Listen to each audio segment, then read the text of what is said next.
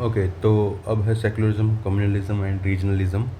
सबसे पहले सेकुलरिज्म, इसको काफ़ी टाइम हो गया है तो ये आ सकता है। सेकुलरिज्म इन इंडियन कॉन्टेक्स्ट में हम वहाँ पे एक तो होता है प्रिंसिपल डिस्टेंस फॉलो करता है, फ्रीडम ऑफ कॉन्साइंस हमको कॉन्स्टिट्यूशनली मिली है और इसलिए कॉन्स्टिट्यूशनल मोरालिटी फॉलो करते हैं हम।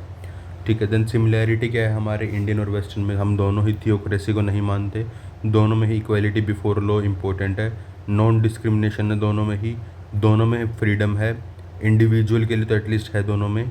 ठीक है, सिविक ऑर्डरिंग, हम जो है पब्लिक ऑर्डर को एज अ रैशनल मानते हैं, वो लोग भी सिविक ऑर्डर को एज अ रैशनल मानते हैं। देन पीसफुल को एग्जिस्टेंस, ये भी मेरे को हर जगह मिलेगा। तो ये मेरे कॉमन होंगे जो कि वेस्ट में भी हैं, इंडिया में भी हैं। जो वेस्ट का है अब मॉडल, वो है म्यूचुअल एक्सक्लूजन के ऊपर बेस्ड, नॉन इंटरवेंशन के ऊपर, इंडिविजुअल सेंट्रिक, नो ग्रुप या फिर नो कम्युनिटी सेंट्रिक। ठीक है, कोई स्टेट फंडिंग नहीं होता, तो यहाँ पे कोई भी पब्लिक टैक्स ग्रांट नहीं मिलेंगे तुमको।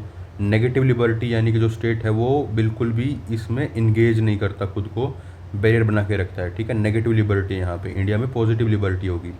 Absolute uniformity, one uniform civil code लो, बट इंडिया के अंदर क्या है, मल्टीपल अपने पर्सनल लॉज हैं। Ban on public symbolism, but ऐसा नहीं है, इंडिया में तो बैन नहीं है, इंडिया में तो you can show your symbolism, you can present the यात्राज ऑल्सो। ठीक है, फ्रेंच में स्कूल हिजाब बैन था।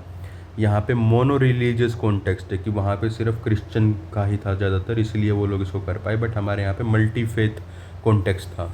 इंडिया में वहाँ पे म्यूचुअल एक्सक्लूजन चल रहा है, यहाँ पे इंडिया में क्या, सर्वधर्म सद्भाव। वहाँ पे नॉन इंटरवेंशन है, यहाँ पे प्रिंसिपल्ड डिस्टेंस, प्रिंसिपल्ड इंटरवेंशन है।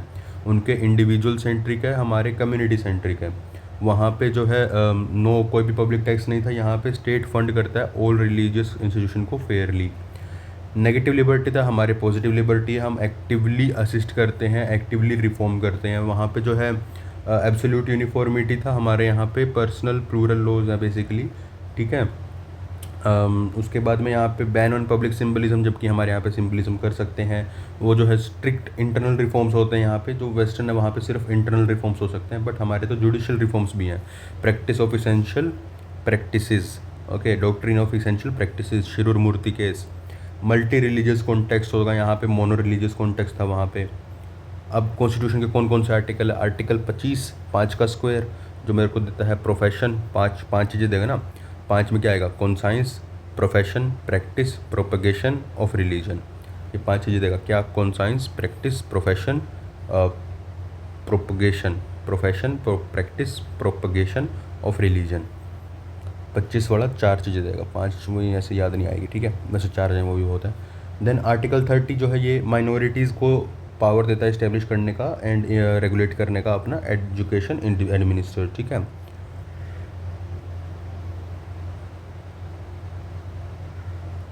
Article 17, abolition of untouchability.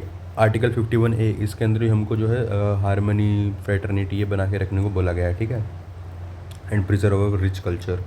Then state support करता है, नेशनल हॉलीडेज़ होते हैं। Syncretism, heritage and cultural tourism, इसका हमारे यहाँ पे क्या क्या, सिंक्रिटिज़म तो तब होगा जब हमारे यहाँ पे टॉलरेंस होगी। टॉलरेंस कब कैसे दिखती है कि यहाँ पे हिंदुज़म, बुद्धिज़्म, इस्लाम, क्रिश्चियनिटी, मुस्लिम नहीं होगा यहाँ पे, इस्लाम याद रखिए, इस्लाम, सिखिज़म, ये सब कोई साथ में को एग्जिस्ट करता है। फिर एसिमिलेशन कैसे करते हैं इंडिया में, एसिमिलेशन होती है आपस में ही मिल जाना, यानी कि जैसे भक्ति सूफी ट्रेडिशन हो गया, गंगा जमुनी तहजीब हो गई, ये सब कुछ आपस में मिल गए थे। प्रोटेक्शन होता है ट्राइबल्स का 6 शेड्यूल के अंडर। ठीक है, इसलिए उनको जो है कल्चरल प्लूरलिज्म मिल पाता है। इंडो इस्लामिक स्टाइल जो है, ये भी मेरा एसिमिलेशन का ही पार्ट होगा थोड़ा थोड़ा। एसिमिलेशन या फिर मॉडिफिकेशन बोल सकता हूँ मैं, है ना।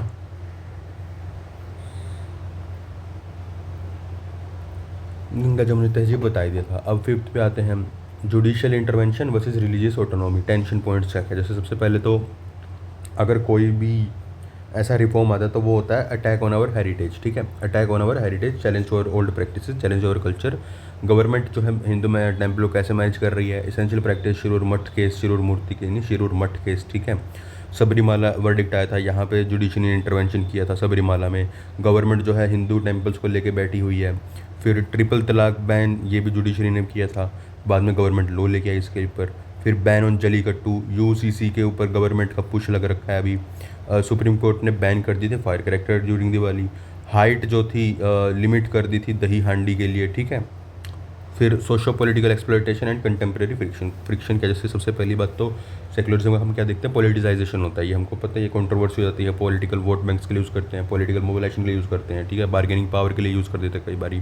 फिर रिलीजियस फेस्टिवल के टाइम पे मीट सेल्स बैन हो जाती हैं, ठीक है, शॉप्स क्लोज कर देते हैं उन मार्केट्स की जब वहाँ से रिलीजियस प्रोफेशन जा रहा होता है।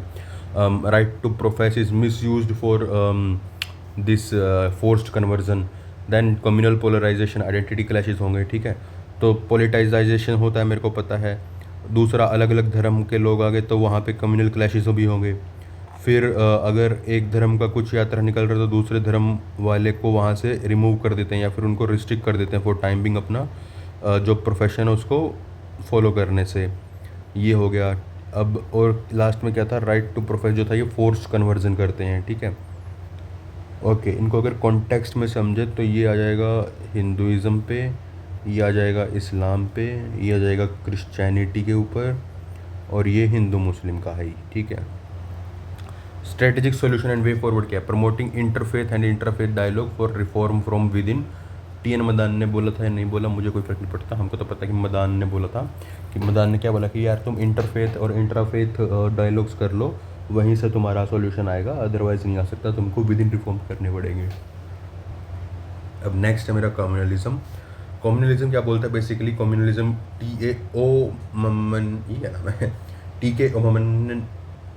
ओमैन, ठीक है, T.K. ओमैन ने बोला था कि communalism is the politicisation of religious identity. जैसे मेरे को पता ही नहीं था, अभी तक पोलिटाइजेशन ऑफ सेक्युलराइजेशन पढ़ लिया था हमने, अगर वहाँ पे रिलीजियस आइडेंटिटी कर दी तो वहाँ पे कम्युनलिज्म जाएगा। It is just politicisation of secularism का थोड़ा मतलब ऐसे मैग्नीफाइड पर्सपेक्टिव, ठीक है, बायो मैग्नीफाइड पर्सपेक्टिव।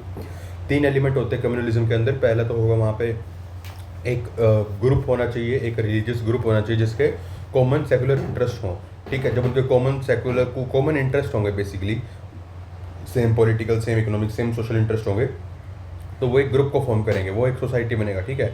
उसमें अगर तुम थियोक्रेसी मतलब उसके अंदर अगर तुम रिलीजन मतलब ऐसे गॉड डाल दोगे तो वो रिलीजियस सोसाइटी बन जाएगी। उसके बाद क्या था कि वो उनके अंदर, अब ये तो उनके अंदर खुद के इंटरेस्ट आ गए, दूसरा है कि उनके अंदर ये आना चाहिए कि जो दूसरा ग्रुप है उनके अलग इंटरेस्ट हैं, ठीक है। तो ऐसे दोनों के अंदर पहली बात तो दोनों में होना चाहिए कि हमारे केस सेम नहीं है, अगर सेम होंगे तो एक ग्रुप हो जाएंगे। इसलिए 2 ग्रुप एग्जिस्ट कब करेंगे, जब 2 डिफरेंट आइडियोलॉजी, 2 डिफरेंट इंटरेस्ट वाले ग्रुप वहाँ पे करेंगे। और कम्युनलिज्म बनता कब है, ये तो को एग्जिस्टेंस हो रही है अभी तक। को एग्जिस्टेंस से कम्युनलिज्म कब जाता है, जब दोनों के अंदर ये आता है कि हमारे वाला ज़्यादा सुप्रीम है, तुम्हारे वाला ज़्यादा जो है क्या बोलते हैं, डिमिनिफाइड बोलते हैं ना उसको, हाँ जो भी है, एंटेगनिस्ट हॉस्टाइल वो अप्रोच को फॉलो करते हैं फिर, ठीक है। तो ये 3 स्टेजेस होती हैं मेरी कम्युनलिज्म की। उसके बाद क्या है यहाँ पे रूट कोज कम्युनलिज्म का कहाँ पे है, power struggle and elite manipulation के ऊपर। इलीट मैनिपुलेशन, पावर स्ट्रगल, ये हर एक वॉयलेंस, हर एक दिक्कत पे होता है हर जगह पे ही। और एक relative deprivation, power struggle, relative deprivation, elite manipulation, ठीक है, EPR भी बोल सकते हैं। सबसे पहले हिस्टोरिकल रूट देते हैं, तो हिस्टोरिकल रूट में देखा था कि सेपरेट इलेक्टोरेट मिल गए थे, तो वहाँ पे उन्होंने डिवाइड एंड रूल की पॉलिसी खेली थी। मुस्लिम लीग का फॉर्मेशन हो गया था, 4 अलीगढ़ के लोगों ने बना दी थी। देन सर सैयद अहमद खान इन्होंने मुस्लिम्स को कांग्रेस में ज्वाइन करने से मना कर दिया था ताकि इनकी रिप्रेजेंटेशन बढ़ सके गवर्नमेंट जॉब्स में, ठीक है। फिर जो है मॉडर्न टाइम पे अगर मैं बात करता हूँ, इलीट फैक्टर कहते हैं। अब जो है वोट बैंक पॉलिटिक्स है, पॉलिटिसाइजेशन ऑफ कास्ट है, रिलीजियस आइडेंटिटी है, पॉलिटिकल मोबिलाइजेशन होता है, पॉलिटिकल बार्गेनिंग पावर्स आ चुकी हैं। राम जन्मभूमि मूवमेंट इसका एक एग्जांपल था, prime example. Then anti Sikh riots हुए थे। अभी जो है हिस्ट्री को यूज़ किया जा रहा है ज्ञानव्यापी मोस्क को पॉलिटिसाइज करने के लिए। फिर ज्ञानव्यापी मोस्क हो गया, एक और था ना ये बनारस हिंदू काशी टेम्पल भी है, काशी विश्वनाथ टेम्पल, शायद वहीं पे है ज्ञानव्यापी, वही है, yes. Then separatist movement, Khalistani insurgency, separatist movement भी मेरी जो रिलीजन बेस है वो इस पे आ जाएंगे, जैसे खालिस्तानी हो गया। अब रूट को जो हमने देखा था क्या था कि रिलेटिव डेप्रीवेशन और economic marginalisation. Relative deprivation, manipulation, historic injustice, and now it is economic marginalisation, ठीक है। या फिर डेप्रीवेशन रख देते हैं डी से। हामिद एक और चाहिएगा, अहमद बन जाएगा ना फिर तो, हाँ अहमद बना लेते हैं फिर, ठीक है। तो ए से देख लेंगे, कुछ होगा तो कोई बात नहीं। तो इकोनॉमिक मार्जिनलाइजेशन सबसे पहले related deprivation to communism, Sachar committee ने बोलता कि जो मुस्लिम्स का रिप्रेजेंटेशन है at secretary level is negligible. Then जो है रिलेटिव डेप्रिवेशन और कहाँ से होगा, इनको स्पेस में देखेंगे कि गेटोइजेशन हो रखा है, गेटोइजेशन हो रखा है, अस वर्सेस देम की फीलिंग आ जाती है उसकी वजह से। देन मोपला रिवोल्ट जो हुआ था मुस्लिम्स का, वो ब्रिटिश एंड हिंदू लैंडलॉर्ड्स के अगेंस्ट था। Suppression of their language and tradition, deprivation दूसरा क्या होगा, उनको सप्रेस कर दो tradition by secular and majority culture, protest against triple तलाक। Then vulnerability of the youth make susceptible, vulnerability of youth जो है उनके पास पर्पस नहीं है, इसलिए बुरहानवानी खड़ा कर दो। तो ये क्या है, इकोनॉमिक मार्जिनलाइजेशन या रिलेटिव डेप्रिवेशन दोनों बोल सकते हो। यूथ के पास ना तो इकोनॉमिक अपॉर्चुनिटी है और दूसरा उनके पास पर्पस भी नहीं है। Then communal tension in Assam due to migration of Bangladeshi Muslims, वहाँ पे तुम्हारे जॉब खाएंगे तो इकोनॉमिक मार्जिनलाइजेशन हो जाएगा तुम्हारा। Impact of post liberal economy on, ये वही बात है, migration and fear of demographic change, ठीक है, native population feel deprived of jobs, तो this is deprivation, economic marginalisation. Language के ऊपर, एक जो माइनॉरिटी है उसको तुम किस तरह से डिप्राइव कर सकते हो, उसको अलग कर दो, उसको सेपरेट ट्रीट करो, उसकी जो कल्चर है उसको ख़त्म कर दो, उसकी लैंग्वेज को ख़त्म कर दो, उसकी जो प्लेस ऑफ वर्शिप है उसके ऊपर तुम अटैक कर दो, ठीक है। दूसरा क्या है कि उनको क्रिमिनल डिसाइड कर लो, पहले से ही क्रिमिनल नोटिफाइड ट्रैप कर लो, उनका आउटलुक ऐसा कर दो। और माइनॉरिटी को कैसे क्रिमिनल है, और माइनॉरिटी को कैसे अलग करोगे, डिप्राइव कैसे करोगे इकोनॉमिकली, हाँ इनको इकोनॉमिक अपॉर्चुनिटी मत दो, ठीक है। और क्या होगा यहाँ पे, इनका नेगेटिव परसेप्शन बना के रखो, प्रेजुडिस बायस बना लो, स्टीरियोटाइप बना लो, ये सब कुछ हो जाएगा यहाँ पे एक्स्ट्रा। डिजिटल एज और accelerant echo chambers polarisation, digital polarisation भी होता है, इसकी वजह से भी प्रॉब्लम बढ़ रही है। काउंटर फोर्सेज एंड इंटीग्रेशन, इसका अब इसका सोल्यूशन क्या आएगा, मार्केटाइज करने पड़ेंगे ताकि ये कॉन्फ्लिक्ट को कम कर दे, लाइक प्रॉपरली मेरे को हनीकॉम्ब स्ट्रक्चर यहाँ पे फॉलो करना पड़ेगा। कॉर्पोरेट कल्चर जो है वहाँ पे मेरिट को फॉलो करते हैं, जो यूथ है मेरा वो भी जो है मेरिट को फॉलो कर रहा है मैक्सिमम, इतने ज़्यादा कॉन्फ्लिक्ट में उनको पढ़ना नहीं है। मिक्स नेबरहुड फोस्टर एवरीडे को एग्जिस्टेंस, नेबरहुड आ गया, नेबरहुड में रहेंगे तो बढ़िया रहेंगे, फिर मार्केट में जाओगे तो वहाँ पे भी तुमको जो है मिक्स मार्केट होना चाहिए, इंटरडिपेंडेंस होना चाहिए। फिर जो जहाँ पे तुम वर्क करने जाओगे वहाँ पे तुम्हारा कास्ट नहीं पूछा जानी चाहिए। जो पब्लिक स्पेसेस हैं वो भी जो है सेकुलराइज होने चाहिए, यहाँ पे मॉल, एयरपोर्ट, आईटी वगैरह, वहाँ पे भी कास्ट का कोई सिंबल नहीं है, वैसे भी नहीं होता। देन मिडिल क्लास जो है ये स्टेबिलिटी प्रेफर करती है, ना कि कॉन्फ्लिक्ट। अब स्ट्रेटजीज मिटिगेशन वे फॉरवर्ड क्या है, अमित कुंडू कमेटी ने बोला था कि जो डेवलपमेंट है इसको बॉटम मोस्ट लेयर तक पहुंचा दो, फाइल कम्युनिटी, जैसे गांधी ने पहले कभी अंत्योदय सर्वोदय का कंसेप्ट दिया ही नहीं। देन हेट स्पीच को रेगुलेट करो, ठीक है, तो ये डिजिटल उसके अकॉर्डिंग हो जाएगा, ये इको चैम्बर्स के according.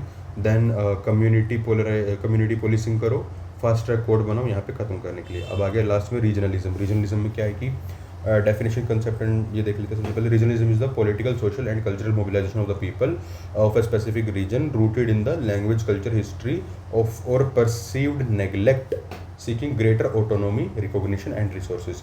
Autonomy, recognition and resources, यही तीन चीज़ चाहिए। जैसे ही रीजनलिज्म की बात है तो अपन बांग्लादेश इमेजिन कर लेंगे। बांग्लादेश में सबसे पहले ऑटोनॉमी चाहिए थी, रिकॉग्निशन चाहिए था एंड रिसोर्सेज चाहिए, जो कि इंडिया ने दिया उसको सब कुछ, ठीक है। ओके, अब क्या था, regionalism appear to be consequence of rising cultural assertiveness, ठीक है। ये क्वेश्चन में भी आया था, इसको भी कीवर्ड की तरह यूज़ कर सकते हैं अपन, कल्चरल असर्टिवनेस, ये नेगेटिव कीवर्ड है। रीजनल डिस्पैरिटी, रिलेटिव डेप्रीवेशन, ये सब कुछ हो गया यहाँ पे। Relative deprivation, economic marginalisation, echo chambers भी इसमें भी आ जाएगा। ओके, फिर आगे चलते हैं यहाँ पे।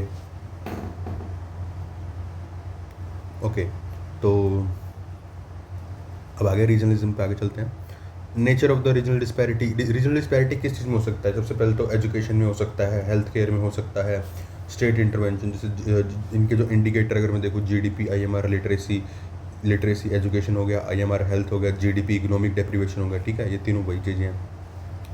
बेनिफिट और economic growth of new state, अगर मैं न्यू स्टेट बना दूंगा तो वो बेनिफिशियल होंगे नहीं होंगे। तो सबसे पहले बेनिफिट क्या होगा कि जो है इनकी इकोनॉमी इंडिपेंडेंट हो जाएगी, वो अपनी इकोनॉमी खुद गवर्न कर सकते हैं। जैसे उत्तराखंड है, उसकी इकोनॉमी 20 गुना बढ़ गई है अब, ठीक है, पहले से, क्योंकि वहाँ पे वो नेगलेक्ट होता था। देन तेलंगाना जो है वहाँ पे इरीगेशन स्पेंडिंग बढ़ गई है, क्योंकि कालेश्वरम प्रोजेक्ट चल गया था वहाँ पे, ठीक है, ककातिया प्रोजेक्ट चल पड़ा है। झारखंड के अंदर 40% जो इंडिया का मिनरल वेल्थ है वो झारखंड में है और छत्तीसगढ़ है, तो उनको भी यहाँ पे ऑटोनॉमी मिल गई थी अपने वहाँ पे। उसको अपन वैसे देख सकते हैं, ऑटोनॉमी, रिकॉग्निशन एंड रिसोर्सेज। तो उत्तराखंड को अपने इकोनॉमिक रिसोर्सेज मिल गए, टूरिज्म मिल गया, खुद को बूस्ट किया उसने। तेलंगाना को अपना पानी मिल गया तो उसने खुद को वहाँ पे जो है एम्पावरमेंट किया। झारखंड को अपने खुद के रिसोर्सेज मिनरल मिल गए थे, कंट्रोल मिल गए, तो उसने उसको अपने वो किया, यूज़ किया। Competitive federalism, urban growth engine, PDS coverage, ये सब कुछ बेटर हुआ छत्तीसगढ़ में। नए जो स्टेट बने थे उनका एग्जाम्पल भी देना तेरे को, जहाँ पे तू अपना कश्मीर का भी डाल सकता है फिलहाल के लिए, न्यू स्टेट नहीं तो वो भी तो अभी बन जाएगा स्टेट, या फिर बन भी चुका हुआ। चैलेंजेस और नेगेटिव इम्पैक्ट क्या है न्यू स्टेट का? सबसे पहले तो तुमको प्रॉब्लम ये कि तुम्हारे पास अभी तुम नया स्टेट बना है, तुम नए नए पैदा हुए, तो तुमको तुम्हारे बाप के पैसे पलना पड़ेगा, सेंटर के उस पर तुमको रहना पड़ेगा। जो ट्राइबल बेल्ट हैं वो अभी भी अंडर डेवलप्ड हैं, ठीक है। फिर बॉर्डर डिस्प्यूट बहुत ज़्यादा हो जाएंगे इंटर स्टेट के बीच में, फेडरल का इशू आएगा, फिजिकल इश्यूज आएंगे वहाँ पे, जो है डिवोल्यूशन के अंदर प्रॉब्लम आएंगी। न्यू एडमिनिस्ट्रेशन डुप्लीकेशन कॉस्ट हो जाएगा वहाँ पे, करप्शन बढ़ जाएगा क्योंकि तुम्हारे स्टेट बढ़ गए, करप्शन बढ़ जाएगा, स्टाफ की कमी आ जाएगी, पॉलिटिकल इंस्टेबिलिटी होती है छोटे स्टेट के अंदर, रैपिड इंडस्ट्रियलाइजेशन और रैपिड अर्बनाइजेशन होगी तो वहाँ पे केदारनाथ फ्लड जैसे डिजास्टर्स होंगे, ये हमने देखा भी, जोशीमठ जैसे डिजास्टर होंगे। इंस्टीट्यूशनल रिकमेंडेशन क्या था कि हमने बोला था कि एक सेकंड स्टेज रिकॉग्नाइजेशन कमीशन बना दो, ये बोला था सुधा पाई ने, ठीक है, सुधा पाई ने बोला था कि सेकंड स्टेट रिऑर्गेनाइजेशन कमीशन बनना चाहिए। Cultural assertiveness, identity and son of soil movement, ये क्या है? जो सन ऑफ सॉइल मूवमेंट है उसमें एंटी हिंदी एजिटेशन इन तमिलनाडु ये हुआ था। फिर कनाडा में हुआ एंटी हिंदी एजिटेशन। तमिलनाडु के अंदर द्राविडियन हेरिटेज और लाइक जो इन्वेजन ऑफ आर्यन थ्योरी, इसको काफ़ी प्रोपाउंडली रखते हैं वो लोग, ठीक है। ठीक है, तो इसके अंदर नेगेटिव कीवर्ड हमने क्या देखा था? एक तो कल्चरल असर्टिवनेस देखा था, एक सन ऑफ सॉइल मूवमेंट देखा था। तो वहाँ पे सन ऑफ सॉइल मूवमेंट्स के अंदर कौन कौन सी मूवमेंट है? तमिलनाडु के अंदर एंटी हिंदी एजुटेशन है। एंटी हिंदी एजुटेशन मेरे को कन्नड़ा में देखने मिला। महाराष्ट्र में मराठी फर्स्ट है, यहाँ पे आगे आएगा मेरे ख्याल से शिवसेना का मराठी मानुस कैंपेन, ठीक है। तमिलनाडु के अंदर इंडो एरियन इन्वेजन थ्योरी चलती है, द्रविडियन हेरिटेज चलता है वहाँ पे। ग्रेटर नागालिंगम है, खालिस्तान का इशू है वहाँ पे, क्रिश्चियनाइजेशन, फोर्स कन्वर्जन, ये सब भी इशू है। वॉयलेंस अगेंस्ट बिहारी माइग्रेंट इन गुजरात, ठीक है, सूरत के अंदर जो माइग्रेंट्स थे उनके ऊपर होता है। तमिलनाडु के अंदर कितना होता है वहाँ पे एक्सप्लॉयटेशन, ठीक है। पॉलिटिकली कंस्ट्रक्टेड, अब तो पॉलिटिकली भी आ गया, बंगाल प्राइड जो टीएमसी का है वो भी है यहाँ पे, ठीक है। अब इसके रूट्स क्या हैं? ये हिस्टोरिकल जो है प्रेसिडेंसी बायस, अनइवनली रिसोर्स का डिस्ट्रीब्यूशन, देन ग्रीन रिवोल्यूशन का जो बायस था, पॉलिटिकल इंस्टेबिलिटी इन सम स्टेट, ठीक है। Political instability is again cause of regionalism, okay. कुछ डाटा जैसे अब ये कैसे डिस्पैरिटी कैसे पता लगती है? देख, रीजनल डिस्पैरिटी की 80 एमपी हैं, एमपी जो हैं यूपी से हैं, 80 एमपी यूपी से हैं, सिक्किम से 2 ही आते हैं। एमपी और बिहार जो है ट्वाइस, एमपी जो है बिहार के जो एमपी हैं वो 2 गुना लोगों को रिप्रेजेंट करते हैं, जो कि तमिलनाडु में उतने लोग हैं, ठीक है। तो उनके पास सेम पर्सन के पास ज़्यादा अकाउंटेबिलिटी है मतलब, लेकिन वो उसके प्रपोर्शनेट नहीं है। पर कैपिटा इनकम गोवा की, सिक्किम की ये नियरली 7 टाइम ज़्यादा है बिहार से, पता ही है ये तो। जबकि दोनों तो बल्कि ये तो एकदम नियर नेबरिंग स्टेट्स टाइप के हैं। 60% इंडिया का एफडीआई जो है ये सिर्फ 3 स्टेट में आता है, महाराष्ट्र, गुजरात, कर्नाटका, ठीक है, जीएम के। आईएमआर केरला का 6 है, जबकि बिहार का 40 है, एमपी का 40 है, ठीक है। 9 मिलियन वर्कर माइग्रेट करते हैं हर साल, ऊपर से नीचे आते हैं, नॉर्थ से south, 9 million plus worker. Tamil Nadu जो है 50% अर्बनाइज हो चुका है, जबकि बिहार 85% रूरल में है अभी भी। सर्विस सेक्टर में देखो तो 50% जीडीपी है, लेकिन 17% लोगों को ही वो देते हैं, और ऊपर से इन्होंने टियर 2 टियर 3 सिटीज़ को एक्सक्लूड कर रखा है। Red corridor is a big issues, ठीक है, रीजनलिज्म का वहाँ पे रेड कॉरिडोर का इशू हो गया, महाराष्ट्र का पॉइंट आ गया यहाँ पे, तमिलनाडु का पॉइंट आ गया यहाँ पे, पॉलिटिकल पॉइंट आ गया यहाँ पे, करेक्ट। अब administrative neglect, relative deprivation, interstate dispute, ये हमको पता है। एडमिनिस्ट्रेटिव नेगलेक्ट क्या होता है कि तुमने डिवीज़न ऑफ यूपी नहीं करा उसको, ठीक है। रिलेटिव डेप्रीवेशन विदर्भा में हमने देखा था, ठीक है, सौराष्ट्र का देखा था, तेलंगाना भी था। इंटर डिस्प्यूट जो है कृष्णा गोदावरी डिस्प्यूट चल रहा है, SBIL डिस्प्यूट चल रहा है, ठीक है, उधर पन्ना टाइगर इशू चल रहा है, ये सब कुछ है। Globalisation, culture and economic interaction with regions, impact of post liberal economy on ethical, हाँ ये क्वेश्चन में है बेसिकली। तो जो ट्राइब थी नॉर्थ ईस्ट की, ये माइग्रेट करके दिल्ली आ गई थी एजुकेशन एम्प्लॉयमेंट के लिए, ठीक है। पश्मीना शॉल जो है वो पूरी वर्ल्ड में बिकते हैं, pashmina shawl. Revival of Kanchipuram silk weaving industry, ठीक है, ये कांचीपुरम सिल्क वीविंग इंडस्ट्री का रिवाइवल हुआ, पश्मीना शॉल का हुआ। IPR का प्रोटेक्शन हुआ, जैसे GI स्टेटस मिला कुछ टॉयज़ को। Rise of cultural tourism, hornbill festival in Nagaland, यहाँ पे कल्चरल टूरिज्म बढ़ा। तो बेसिकली है कि मैंने इन रीजन को कैसे अपलिफ्ट करा ना पोस्ट लिबरल इकोनॉमी से, ठीक है। कल्चरल होमोजेनाइजेशन जो था वो अब जो है, पहले कल्चरल असर्टिवनेस था, अब कल्चरल होमोजेनाइजेशन है। दोनों ही खराब है, लेकिन कल्चरल होमोजेनाइजेशन एटलीस्ट पैसिव है। तो McDonaldisation has replace the ethnic diets. Okay, tribal displacement जो है हैज़ द फॉरेस्ट में ड्यू टू माइनिंग। बहुत सारे ट्राइबल्स के देखे थे यहाँ पे। कौन से ट्राइबल थे? आई गेस गोंड थे शायद, है ना। फिर कॉन्स्टिट्यूशनल सेफ गार्ड पॉलिसी वे फॉरवर्ड क्या है? सबसे पहले अगर डिस्प्यूट है तो वहाँ पे इंटरस्टेट काउंसिल है, उसको खड़ी है, उसको चलाओ बढ़िया तरीके से। आर्टिकल 263 से एस्पिरेशनल डिस्ट्रिक्ट प्रोग्राम बनाओ ताकि रीजनल जो है रीजनल डेप्रीवेशन ख़त्म हो। एक भारत श्रेष्ठ भारत यूनिटी के लिए चलाओ तुम, फॉर प्रमोटिंग फ्रेटर्निटी, ठीक है। देन इनकम डिस्टेंस क्रिएशन जो था फाइनेंस कमीशन के अंदर, डिवोल्यूशन उसको ख़त्म कर दिया अभी हमने थोड़ा सा इसको बेटर वेटेज दी है। Then mature Indian federalism must promote inclusive development, autonomy with unity and diversity with constitutional fraternity. यही मेरे सोल्यूशन है। जैसे इंक्लूसिव डेवलपमेंट कैसे होगी? एस्पिरेशनल डिस्ट्रिक्ट प्लानिंग से। ऑटोनॉमी तुम कैसे दोगे वहाँ पे? इंटर स्टेट काउंसिल के अंदर। और कॉन्स्टिट्यूशनल फ्रेटर्निटी कैसे रखोगे यहाँ पे? एक भारत श्रेष्ठ भारत से। ये भी खत्म।